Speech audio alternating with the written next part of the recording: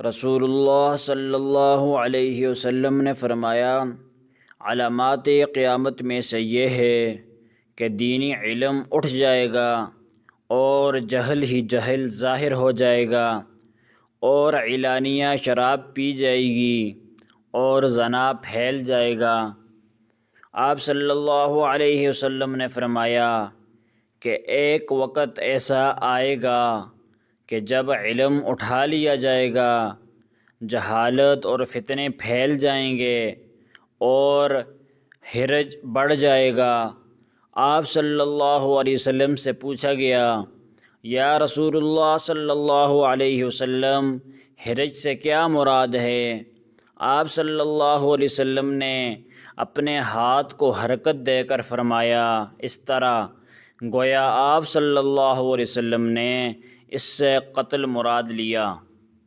آپ صلی اللہ علیہ وسلم نے فرمایا کہ اللہ تعالی نے مجھے جس علم و ہدایت کے ساتھ بھیجا ہے، اس کی مثال زبردست بارش کی سے ہے جو زمین پر خوب برسے۔ بعض زمین جو صاف ہوتی ہیں وہ پانی کو پی لیتی ہیں اور بہت بہت سبزہ اور گھاس اگاتی ہیں، اور بعض زمین جو سخت ہوتی ہیں وہ پانی کو روک لیتی ہیں۔ اس سے اللہ تعالیٰ لوگوں کو فائدہ پہنچاتا ہے اور اس سے سیراب ہوتے ہیں اور سیراب کرتے ہیں۔ اور کچھ زمینوں کے بعض خطوں پر پانی پڑتا ہے جو بالکل چٹیل میدان ہوتے ہیں، نہ پانی روکتے ہیں اور نہ ہی سبزہ اگاتے ہیں۔ تو یہ اس شخص کی مثال ہے جو دین میں سمجھ پیدا کرے اور نفع دے۔ اس کو وہ چیز جس کے ساتھ میں مبعوث کیا گیا ہوں، اس نے علم دین سیکھا اور سکھایا۔ اور اس شخص کی مثال جس نے سر نہیں اٹھایا، یعنی توجہ نہیں کی، اور جو ہدایت دے کر میں بھیجا گیا ہوں اسے قبول نہیں کیا۔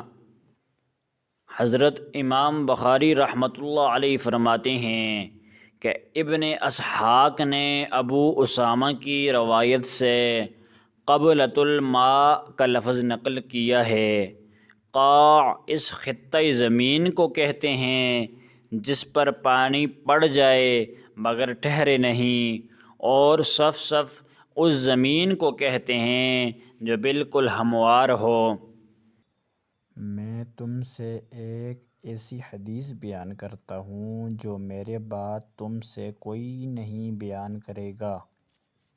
میں نے رسول اللہ صلی اللہ علیہ وسلم کو یہ فرماتے ہوئے سنا کہ علامات قیامت میں سے یہ ہے کہ علم دین کم ہو جائے گا، جہل ظاہر ہو جائے گا، زنا بکثرت ہو جائے گا، عورتیں بڑھ جائیں گی اور مرد کم ہو جائیں گے، حتیٰ کہ 50 عورتوں کا نگران صرف ایک مرد رہ جائے گا۔